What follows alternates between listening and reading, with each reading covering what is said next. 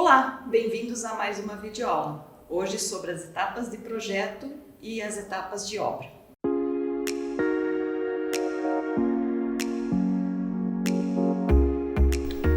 Olá, bem-vindos a mais uma videoaula. Nessa videoaula nós vamos tratar de um assunto que eu considero bastante importante na parte de projetos e de gestão de obras, que são as definições e os critérios das etapas de projeto, como que isso influencia na confecção de cronograma, de orçamentos, etc. Então, sobre as etapas de projeto, de alguma forma, ao longo da nossa trajetória, ao longo da nossa vida, a gente tem contato com os projetos de arquitetura. Precisamos analisar, seja para nós mesmos ou como um trabalho técnico, né? Se é o caso da gente querer desenvolver e trabalhar com isso. E ao longo do tempo, muito se desenvolveu sobre esses documentos, que definem a concepção de uma edificação ou de uma obra interna, no caso de uma reforma, mudança de layout, etc. Então, o projeto arquitetônico, seja de uma edificação, seja de um projeto interno, é um conjunto de documentos que permite a viabilidade da obra. Ao longo do tempo, ao longo da nossa trajetória, desenvolvendo isso historicamente, muitos documentos a mais foram sendo agregados e adicionados até em função das nossas, hoje, dos nossos recursos tecnológicos. Então, os documentos que envolvem esse conjunto, plantas, e aí nós temos diversos tipos, dependendo do tipo de projeto, do tipo de obra. Então, temos plantas de demolição, as plantas de construção, as plantas de cobertura, a planta de layout, a planta de aprovação, temos os cortes, as elevações, o caderno de especificação, que não é necessariamente uma planta, mas a gente muitas vezes monta um caderno onde tem todos os acabamentos, o tipo de louça, o tipo de metal, o tipo de revestimento. E todos esses documentos em conjunto têm que fornecer todas as informações necessárias para que a obra possa acontecer. Então, eu sempre falo que a gente tem que entender esse processo como se a gente não fosse da área, como se a gente não conhecesse esses documentos técnicos e que alguém pegue esses documentos e consiga, através deles, fazer a leitura para que a obra possa se desenvolver. A gente sabe que para algumas aprovações, a gente precisa de alguns documentos básicos, que é a planta de cobertura, a implantação, 2 cortes e 2 elevações. Mas hoje, com as inovações tecnológicas que a gente tem, é muito difícil que a gente envie só isso para que uma obra possa acontecer da maneira que a gente deseja. Então, existem aí as imagens, que a gente costuma utilizar, as plantas de compatibilização, que a gente vai falar um pouco mais para frente, e existem ainda os projetos complementares, claro, que são desenvolvidos cada um na sua área, para que possa verificar as necessidades, as interfaces e a obra possa acontecer. Então, para se desenvolver um projeto de qualidade, o profissional precisa de alguns dados, algumas informações, e com isso ele possa definir quais estratégias técnicas ele deverá prever para a concepção da edificação. Esses dados normalmente vêm de um documento que eu chamo de briefing, também é chamado de programa de necessidades, e ele envolve diversas informações importantes para a compreensão do profissional sobre como atuar, sobre que estratégias ele vai adotar. Eu costumo tentar já capturar ou absorver algumas informações do cliente no primeiro contato, seja por telefone, seja por e-mail, a gente já tentar fazer uma leitura de que necessidades esse cliente vai ter, aonde que fica a obra, enfim. Um briefing bem elaborado, ele tem diversos critérios. Os objetivos, então, se a gente tem que descobrir se é uma reforma, se é uma ampliação, se é uma construção, se é uma mudança de layout, o que vai acontecer nessa obra. O estilo de vida dessa pessoa, se for uma edificação residencial, né? Então, se é uma pessoa que pratica esportes, se gosta de cozinhar, se tem pets, né? Cachorro, gato, que características diferenciadas essa pessoa possui que podem impactar no nosso trabalho ou no desenvolvimento do projeto. A gente precisa também entender o que é necessidade e o que é desejo, porque muitas vezes é um fator conflitante. Então, o que o cliente precisa e o que ele gostaria, porque muitas vezes quem é responsável por fazer esse filtro e até explicar tecnicamente ou financeiramente o que é possível fazer dentro das necessidades e os desejos somos nós. Eu gosto de trabalhar de uma maneira bem transparente e já obter as informações sobre o orçamento disponível, ou seja, uma visão realista sobre o quanto está disposto a gastar, sem comprometer o orçamento. Eu falo isso porque, ao se desenvolver uma obra, muitas vezes os clientes, da mesma maneira que a gente teve um desenvolvimento tecnológico muito forte dentro da nossa área, com softwares e recursos e ferramentas, a área da construção civil hoje tem inúmeras possibilidades. Então, tem inúmeras possibilidades de revestimentos, tem inúmeras possibilidades de acabamentos, tem inúmeras possibilidades de louças, metais, tipos de forro, tipos de cortina, enfim. E muitas vezes quando um cliente que está com o sonho dele nas mãos vai escolher esses acabamentos ou revestimentos, acaba efetuando gastos maiores em itens que não são tão relevantes para a sua vida e acabam sim comprometendo o seu orçamento, e lá na frente isso pode se tornar um problema, porque muitas vezes itens que são da sua real necessidade ele acaba não conseguindo incorporar dentro do orçamento. Então, as necessidades e desejos e o orçamento disponível, eu digo que eles andam juntos e precisam ser tratados de uma maneira muito transparente junto ao cliente. E as informações técnicas, né, que esse cliente já possui. Então, se possui plantas, alvarás, documentos, levantamento topográfico e às vezes até informações históricas sobre o imóvel. Eu sei que aqui tem uma coluna, eu sei que já teve problema de hidráulica, eu sei que o andar de cima já teve vazamento, eu sei que o andar de baixo já teve vazamento e acham que é do meu apartamento. Enfim, são dados que a gente consegue mapear ao longo da nossa trajetória, que estratégias tomar que podem vir a viabilizar a obra e também proteger, blindar o nosso cliente de problemas no futuro. O briefing tem como objetivos ainda ter mais direcionamento, então a gente consegue através dele já, nesse primeiro contato com o cliente, a gente já consegue mentalizar, já ter uma ideia na nossa cabeça do que precisa ser feito. Muitas vezes essa ideia é bem diferente da ideia do cliente, e isso eu acho até interessante, porque nós como técnicos costumamos já ter uma ideia mais focada e mais objetiva. Através disso, a gente consegue otimizar o tempo de elaboração de projetos.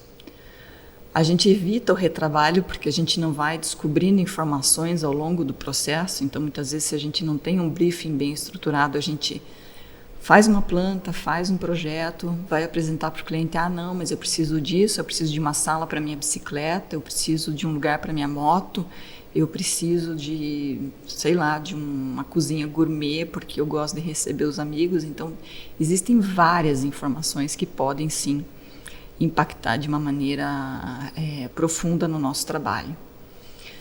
Serve também para equalizar as expectativas.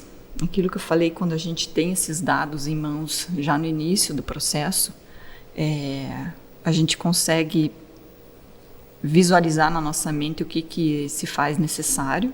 O briefing tem ainda como objetivo ter mais direcionamento, ou seja, a gente, a partir do momento que tem os dados já do que o cliente precisa, a gente consegue montar uma estratégia mais direcionada.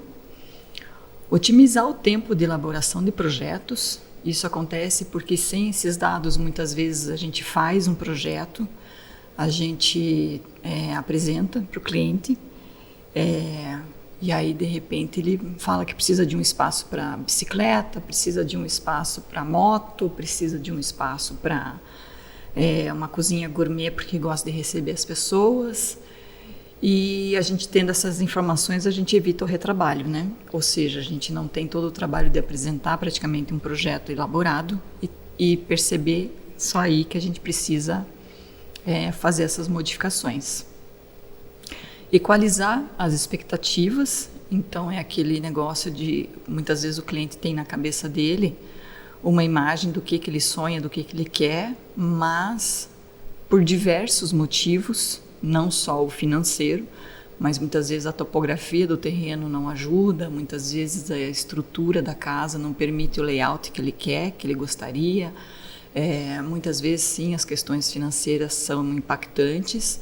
Então, a gente, com esse briefing, com esse primeiro contato, a gente já consegue equalizar essas expectativas e já explicar o que é possível e o que não é. Evita várias versões de um projeto, porque muitas vezes, quando a gente não tem as informações, a gente acaba fazendo aquela famosa, vamos fazer uma planta assim, uma planta assado, para o cliente escolher. E isso, na verdade, a gente acaba desenvolvendo 2 projetos, muitas vezes mais até. E é uma coisa que despende tempo, né? Despende equipe, ferramenta, equipamento, enfim. Com um briefing mais direcionado, a gente consegue fazer uma coisa mais próxima do alvo necessário. A gente consegue ter mais organização e planejamento. Eu falo isso porque com um briefing estruturado, muitas vezes a assertiva é mais rápida, ou seja, a apresentação de projeto e englobar tudo que o cliente precisa acaba acontecendo de uma maneira mais veloz. E com isso a gente já consegue organizar e planejar itens de cronograma, de equipes disponíveis, de recursos, de logística, de aprovações que são necessárias para iniciar a obra.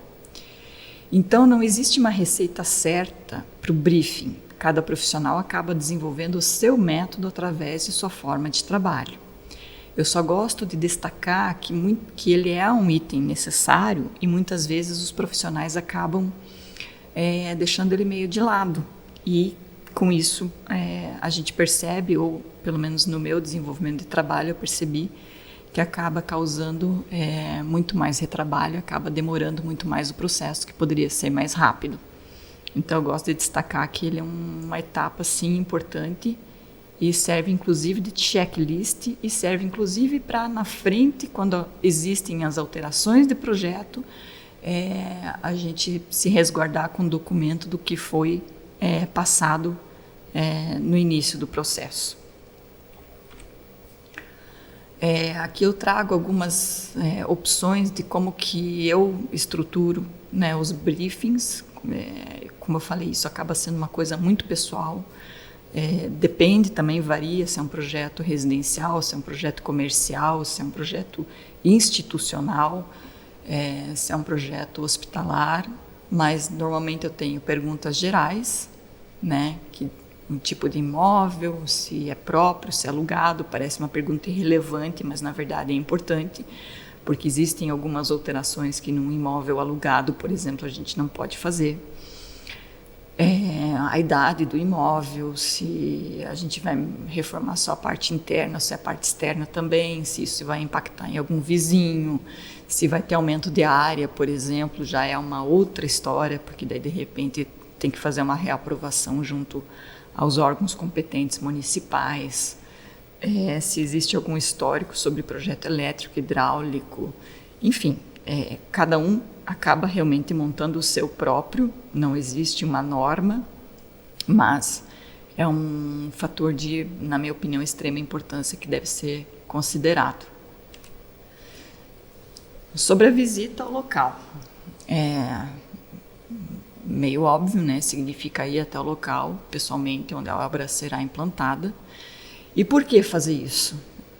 Existem diversos motivos, né? Quando a gente tem o briefing já na mão, a gente vai até o local e começa a entender se aquelas necessidades, se aquilo que foi passado para a gente é realmente uma coisa possível de ser realizada dentro das condições naturais que existem lá. Então a gente vai a fim de entender todos os fatores em potencial, todos os obstáculos a serem pensados para atingir os objetivos.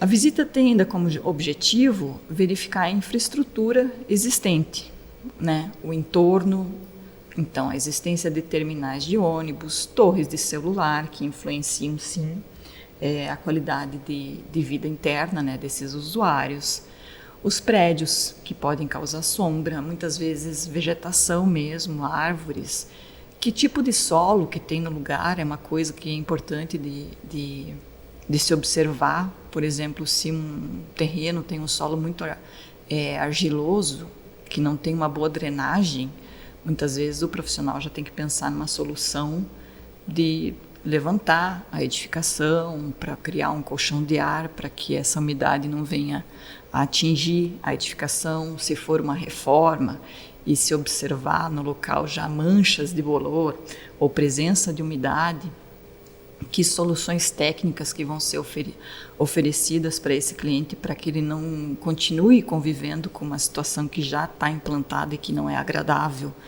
Enfim, existem diversos fatores que a gente consegue observar no local, e o importante é que essa visita aconteça com o proprietário, com o dono do projeto, porque algumas informações já podem ser passadas nesse momento, e aquela questão de equalizar as expectativas já começa a acontecer nesse momento, para depois não virem cobranças relacionadas a itens que muitas vezes a gente nem tem como oferecer uma solução, ou itens que a gente não tem como escapar de serem feitas, né? Por exemplo, esse exemplo que eu dei de presença de umidade é um item que se faz necessário gastar uma certa quantidade de dinheiro para resolver e depois não trazer problemas futuros para o cliente.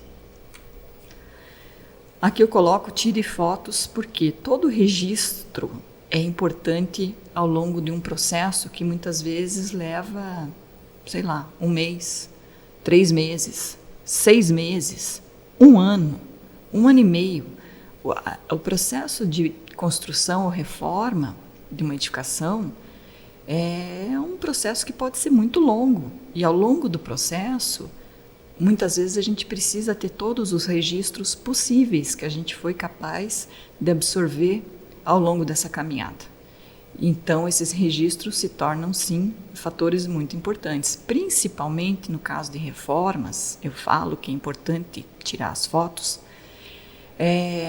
primeiro para a gente comparar, né, o valor do nosso trabalho, então como que era antes e como que ficou depois, e segundo, porque ao longo do processo, se a gente sofre cobranças em relação a itens que a gente verificou e que muitas vezes, por opção, o cliente não quis fazer, a gente tem como demonstrar isso através de algum registro.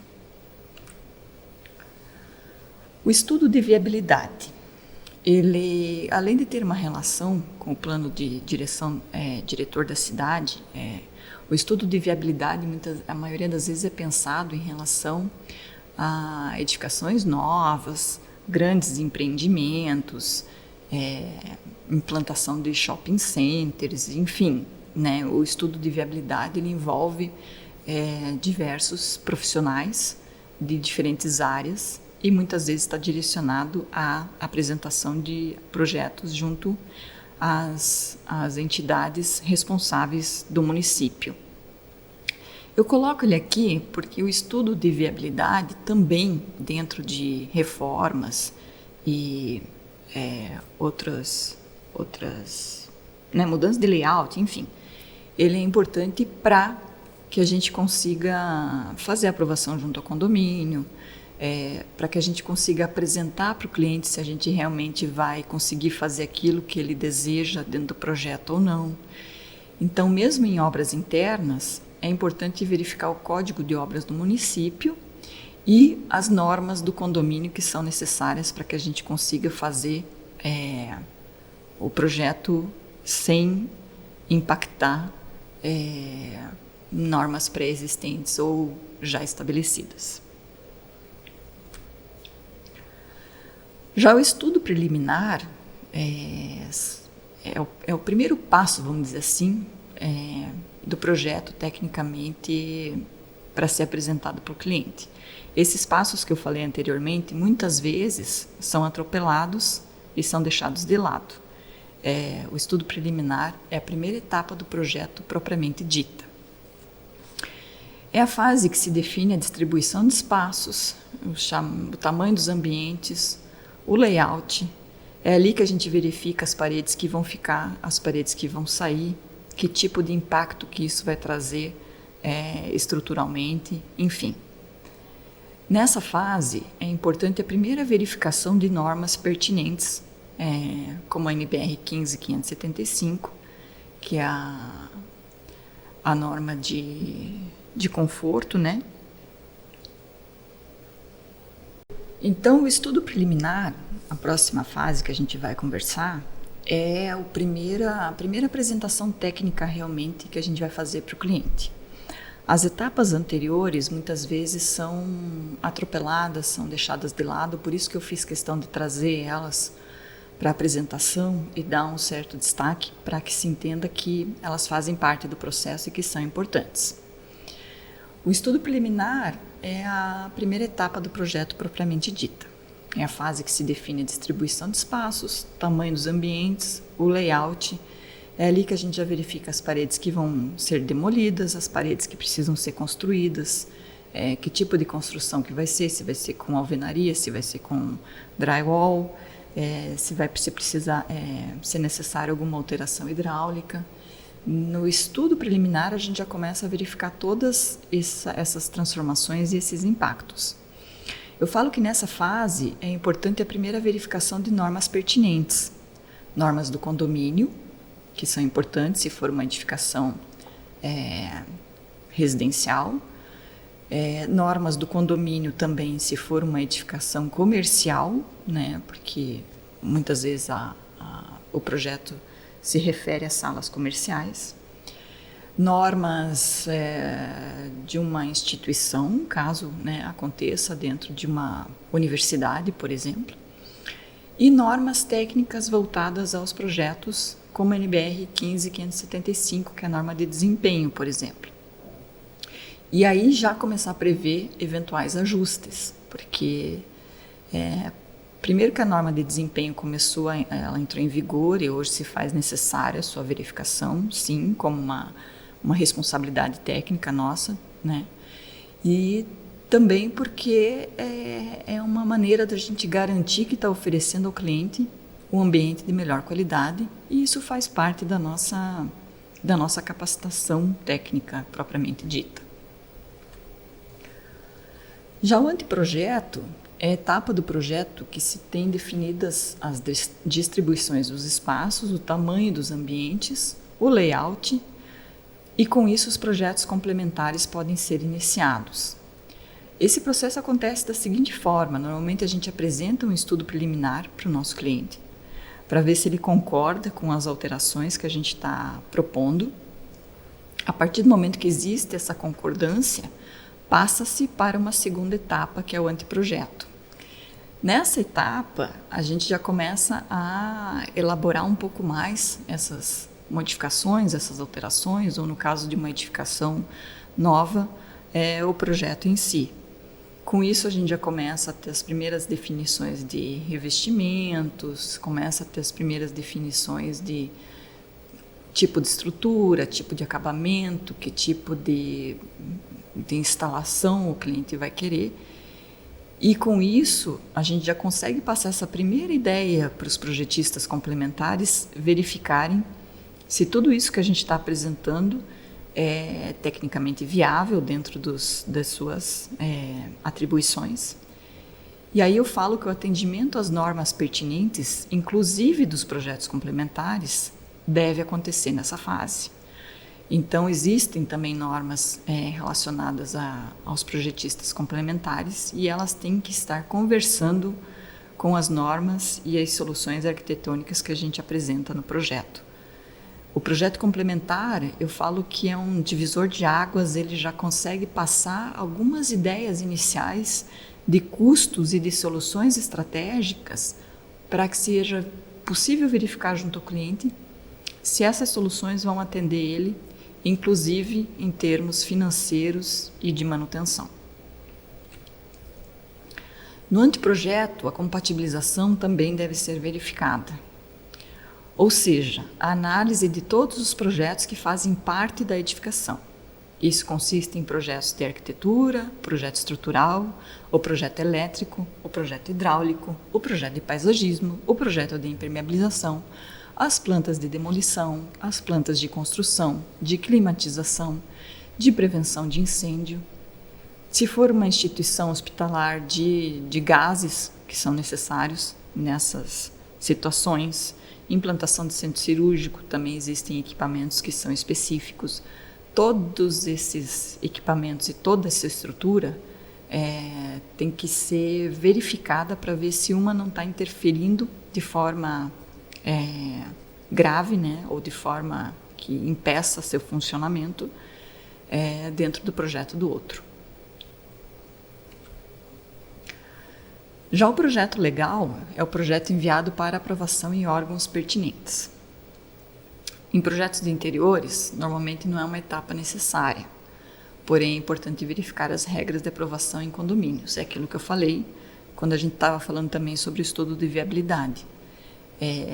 O projeto legal normalmente tem algumas normas específicas dentro da prefeitura ou das instituições de cada cidade. Então, cada cidade tem lá a sua prefeitura que tem o seu padrão, né, para verificação de projetos. A Prefeitura de Curitiba hoje está com um processo simplificado, ele passa por 3 análises, caso não seja aprovado nessas 3 análises, o processo tem que ser reiniciado, enfim, cada prefeitura tem a sua norma, tem o seu padrão. Nos projetos de interiores, normalmente a gente não precisa fazer essa aprovação, a não ser que exista uma mudança de área, né, que vai interferir na área interna da edificação, ou da residência, ou do apartamento, enfim. É importante o profissional enviar a documentação necessária de responsabilidade técnica, tanto se for necessário a aprovação junto a órgãos públicos, quanto se fizer necessário ao condomínio, porque a responsabilidade técnica hoje é uma coisa garantida por lei, né? Se existe uma alteração interna que mexa em paredes, estruturas, etc., precisa ter um responsável técnico respondendo por isso, ou pode trazer problemas tanto ao profissional quanto ao proprietário. E também se faz necessário porque muitas vezes esses condomínios precisam ter em seus arquivos essa documentação técnica para poder permitir que a obra aconteça. Já o projeto executivo é o conjunto de especificações para que a obra seja executada. Os documentos referentes ao projeto executivo se referem a soluções de marcenaria, iluminação, revestimentos, louças, etc. É importante a apresentação de imagens para melhor visualização do ambiente finalizado. Eu coloquei aqui uma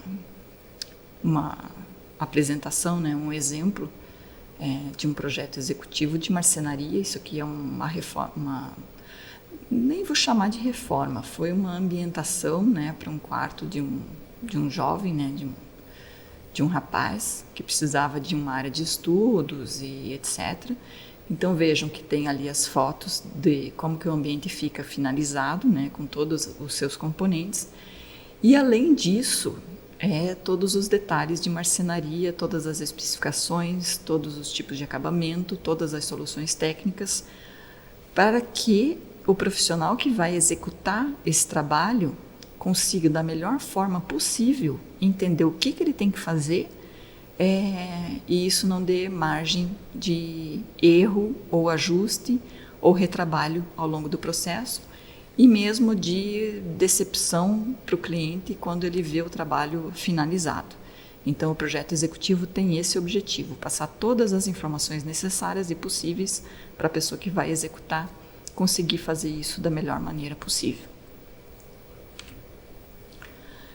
Então, aqui eu trouxe um quadro, eu gosto desses quadros porque eles fixam melhor na nossa cabeça, né, para a gente entender quais que são as etapas necessárias. Como eu falei, aquelas primeiras, muitas vezes, os arquitetos acabam agregando ou não, né, arquitetos e design de interiores acabam agregando ou não ao seu trabalho, e muitas vezes começam, né, o seu trabalho mesmo a partir do estudo preliminar, porém eu acho aquelas etapas bastante pertinentes e importantes. Então o estudo preliminar é baseado no briefing, na visita técnica ao local, na viabilidade, ou seja, na verificação se aquilo que o cliente deseja e o que ele precisa é possível dentro das condições que ele tem. É necessária a verificação do código de obras e das normas pertinentes, para daí partir para um anteprojeto que já tem o layout, as áreas e circulações definidas. Os projetos complementares e projeto legal, né, quando necessário, podem ser iniciados. E já é possível ter uma ideia de um orçamento inicial, pois, se nesse momento se verifica que o projeto vai ficar muito fora daquilo que o cliente tem disponível, é uma fase mais fácil de se fazer ajuste ou modificações do que no projeto executivo, ou pior ainda, que é o pior cenário, na execução. Então, eu sempre falo que o anteprojeto é um divisor de águas, é aqui que a gente deve gastar mais tempo e buscar a maior quantidade possível de informações, se aquilo está dentro do esperado, do desejado e do possível de ser realizado, inclusive, ou seja, não só tecnicamente, mas inclusive financeiramente. E aí o projeto executivo já vem com a definição de revestimento, a definição de acabamentos, o orçamento final, né, pode ser trabalhado ao longo desse tempo, uma ideia de cronograma, porque a partir desse momento a gente já conhece as equipes, já sabe a logística que vai ser necessária, os acabamentos que vão ser necessários, o tempo que se leva para a produção desses insumos, para a gente conseguir realizar a obra da maneira como é desejada. Já a execução já vem com acompanhamento de obra, tem profissionais que fazem, tem profissionais que preferem não fazer, os documentos de responsabilidade técnica e o acompanhamento do orçamento que deve ser feito ao longo de todo o processo, porque se alguma coisa acaba por algum motivo saindo muito fora daquilo que estava sendo projetado, estratégias têm que ser definidas. Não é o mundo ideal isso acontecer na execução, como eu falei, é o pior cenário, porque muitas vezes a gente acaba tendo que tomar decisões no afogadilho ou de uma maneira que não é a desejada, acaba gastando mais. Quando se faz a coisa de uma forma planejada, muitas vezes a gente consegue janelas de compras de materiais de revestimentos num preço mais acessível ou numa condição sem tantos impostos, enfim. Se a coisa é planejada, com certeza ela consegue acontecer de uma maneira mais interessante financeiramente. Porém, às vezes, infelizmente, acontece da gente ter que tomar decisões em obra, e por isso que o acompanhamento do orçamento é importante para a gente saber aonde que a gente tem folga depois, que a gente consegue, de repente, recuperar alguma questão financeira que saiu fora do controle. E a entrega, a gente não pode esquecer que precisa ter o manual dos usuários, né? Ou uma orientação, pelo menos, de uso daquele ambiente, para que tudo aquilo que foi implantado, tudo aquilo que foi instalado, aconteça da maneira como foi prevista. E as boas práticas, né, para o cliente utilizar aquele espaço da melhor maneira possível. Agora a gente vai falar sobre um assunto que é a composição do orçamento e do cronograma. Dentro do processo de gestão de obras, um item que normalmente causa maior impacto é o orçamento. Sim, né, a gente até já tem uma ideia sobre isso. Para que se obtenha um orçamento mais próximo da realidade possível, é necessário possuir todo o escopo de todas as fases de projetos, inclusive as taxas de aprovação, se necessário, enfim, etc. A composição de custos de serviços é uma técnica utilizada na elaboração de orçamentos. Para tal estratégia, é preciso ter conhecimento sobre os insumos necessários, assim como a logística para tal. Para que tudo isso aconteça, a gente precisa ter passado por todas as fases de projetos, a gente precisa ter o briefing bem estruturado e a gente precisa conhecer a fundo o que o nosso cliente espera e como que vai se dar o processo de obra. Ou seja, a gente precisa, como técnicos, ter na nossa cabeça, como um filme, exatamente como que aquela obra vai acontecer. E dentro disso, a logística, por exemplo, como que vai ser estruturado o canteiro de obras, aonde que vai ficar a entrada de material, da onde que vem esse material, quanto tempo leva para esse material chegar, que gasto que isso vai acarretar. Se esse material vier de uma região próxima à obra, ele vai custar mais barato. Se esse material vier de uma outra região, ele vai custar mais caro. Vale a pena trazer o material de fora para ser aplicado na obra? Não existe uma solução com uma logística mais facilitadora?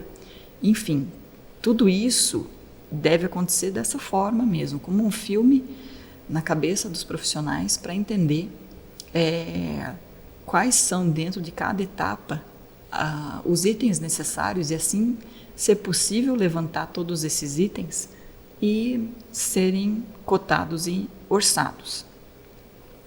Então, o que são os insumos materiais? É a areia, a pedra, o aço, o tijolo, o cimento, enfim, né? Tudo aquilo que vai entrar, a tinta, a telha, tudo aquilo que vai entrar dentro da obra, dentro daquilo que foi imaginado.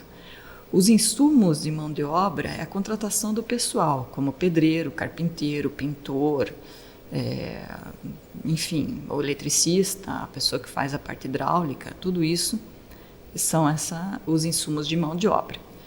E os insumos de equipamentos estão relacionados ao aluguel ou compra de equipamentos ou máquinas que são necessários à obra. Retroescavadeira, betoneira, serra, enfim, aquilo que já vem com a equipe ou que precisa ser alugado ou muitas vezes comprado. Nós temos algumas bases de referência, ou seja, a gente não se faz necessário você pegar cada item, vou precisar fazer o tapume de obra, vou precisar de tantas chapas. Claro, você tem que ter essa ideia, precisa saber qual é a metragem, mas nós temos sim bases de referências, e uma delas é o SINAP, que é o Sistema Nacional de Pesquisa de Custos e Índices da Construção Civil, que pode ser desonerado ou não, dependendo do enquadramento da empresa. Temos o EMOP, que é uma empresa de obras públicas do estado do Rio de Janeiro, que tem alguns dados também sobre custos da construção civil. A gente tem o CUB, que é bastante conhecido, que é o custo unitário básico, que vem do Sinduscom, que pode ser com desoneração também, ou sem, dependendo do enquadramento da empresa. Aqui eu peguei a tabela do SINAP, ela tem um banco de dados bem robusto para insumos, como a gente vê nessa tabela aí. É só um pedacinho da tabela, não teria como colocar todas as partes dela aqui, mas a gente consegue perceber que ela tem informações desde aço, como adaptadores. Se a gente caminhar por ela, a gente percebe preços de equipamentos, preço de areia, preço de ferro, enfim, eu até acho interessante quem tiver a chance olhar, entrar no site, olhar todas as informações que tem ali para quando for fazer a composição de preço, saber que existe sim uma base de dados. Claro, isso aqui varia, né, de profissional para profissional, então um pedreiro cobra tanto, o outro cobra não sei quanto, se comprar areia numa loja vai ter variações, mas que não podem ser assim tão fora da curva, porque se for, aí tem alguma coisa que não está batendo. Essa aqui é de dezembro de 2021, eles têm essas tabelas atualizadas, tem por estado também, então eu sugiro que quem puder dê uma olhada, porque é uma fonte de informações bastante interessante. E eles também têm as informações de equipamentos e de mão de obra. Então ali, como eu falei, tem assentador, servente, se continuar andando pela tabela tem a questão de escavadeira, né, que nem está ali, escavadeira hidráulica, tem uma infinidade de serviços, equipamentos, insumos que a gente pode buscar como referência para o nosso trabalho. Então, o mapeamento de serviços é a ideia clara sobre o que fazer e em que fase da obra fazer. Isso torna o orçamento mais produtivo. Por isso, a definição de cada fase do projeto se torna fundamental. A compreensão de que materiais, de onde o material vem, o tempo de produção, o momento certo para a compra, evita equipes paradas e retrabalho. É aquilo que eu já expliquei um pouco anteriormente. Esses momentos de obra são bastante importantes, por isso é importante a gente ter cada etapa bem definida no nosso plano estratégico e a gente conseguir sim visualizar todo o processo, porque a obra não compõe você armazenar lá dentro todos os materiais para todas as fases da obra. A obra não compõe você ter todas as equipes de obra trabalhando ao mesmo tempo. Então, tudo isso precisa ser mapeado para que cada equipe, cada insumo, cada coisa aconteça no seu momento certo, para que o canteiro de obras também seja dimensionado da maneira correta, senão ou ele fica muito grande, acaba gastando uma área que não está sendo aproveitada e acaba inclusive atrapalhando as equipes, ou ele fica muito pequeno e acaba que não serve para aquilo que deveria servir, porque existem materiais que não podem ficar no tempo, as equipes de obra acabam não tendo espaço para suas necessidades diárias naquele ambiente de trabalho, enfim. Tudo isso precisa estar mapeado para que, inclusive, os dimensionamentos aconteçam da maneira correta. Cada profissional adquire a metodologia de trabalho que melhor representa os seus serviços. Então, tem profissional que gosta de fazer só o projeto, não gosta de se envolver com obra. Tem profissional que já gosta de estar presente na obra. Isso depende, e isso também tem que ser explicado e colocado para o cliente de uma maneira clara para que ele entenda o que ele está comprando com esse serviço. Hoje, a tecnologia permite que o uso de recursos como o BIM, o Building Information Modeling, ajude a compor e acelerar o processo. Mas ferramentas como o Excel ainda possuem muitos recursos úteis ativos. Não é todo profissional que está usando o BIM. Alguns se adaptaram, alguns não. Isso também varia muito de profissional para profissional. Mas o que eu quero dizer é que as ferramentas que já existiam, elas não precisam deixar de ser usadas para que se obtenha um trabalho de excelência e de qualidade. Então, existem modelos prontos de planilhas voltadas à construção civil que já oferecem descritos muitos serviços, o que serve de checklist de verificação. Então, claro, a gente precisa saber o que vai acontecer ao longo do processo da obra, mas muitas vezes uma planilha dessa, a gente já vai lendo ela e vai passando na nossa cabeça se aquilo vai ser necessário na nossa obra ou não. Então, elas acabam servindo de referência também de checklist e trabalhar com ela e com tabelas de referência de custos, como do SINAP, acaba sendo uma estratégia, uma ferramenta eficiente. Claro, esses custos têm que ser comparados também com o mercado, né, como eu falei, porque existem variações de profissional para profissional, mas essas ferramentas servem de alvo para a gente ter uma ideia sobre em que ponto do mercado a gente está. Algumas planilhas possuem ainda lista de insumos com as respectivas unidades de medida, o que para nós também é um facilitador. Então vejam, ali tem argamassa, areia, enfim, aluguel de caçamba, tem bastante informação aqui. E tem também o BDI com os valores de impostos, lucro e etc.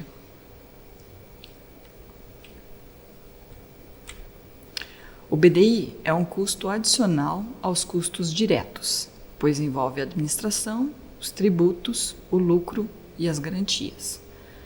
Essa tabela eu gosto, é interessante, porque essa imagem fica gravada, a gente consegue sempre, quando fala de BDI, lembrar tudo que ele envolve e que representa um impacto considerável, tanto para as construtoras como para as administradoras, né, as promovem os empreendimentos, como para a gente, se a gente for oferecer esse serviço de gestão de obras, a gente precisa ter essa visão desses itens que vão fazer diferença no impacto financeiro para a obra e fazem diferença também no impacto financeiro para a gente como profissional. Entendemos então que o preço de venda de um projeto, seja ele arquitetônico ou de interiores, se representa pela prestação de serviço de projeto, que é aquilo que a gente conhece tecnicamente, os serviços de coordenação, compatibilização de projetos complementares. Eu falo isso porque normalmente, de uma maneira orgânica e natural, o gestor dessa compatibilização acaba sendo o profissional de arquitetura, porque nós é que damos o pontapé inicial, vamos dizer assim, né? A definição de todo o layout e tudo como aquela edificação vai acontecer.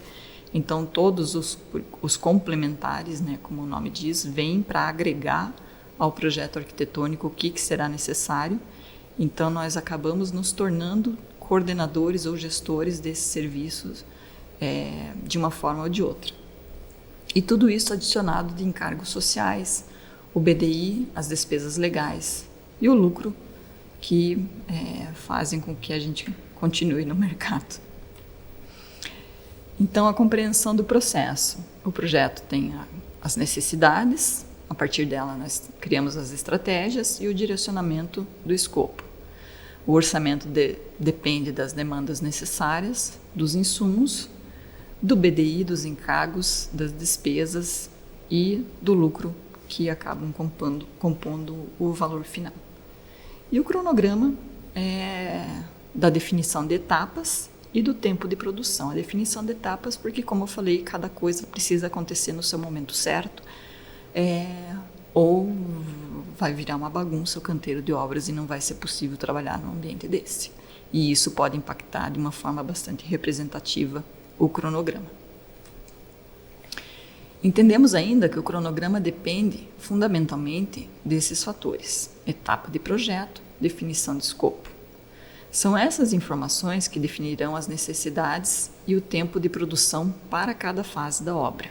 Então, para você fazer a compra de um insumo que você sabe que leva um certo tempo para ser produzido, você precisa fazer a compra daquele insumo com uma certa antecedência para que ele chegue na obra no momento exato que ele vai ser utilizado. Por exemplo, esquadrias. Muitas vezes as esquadrias precisam de um prazo de 40 dias para ser produzida.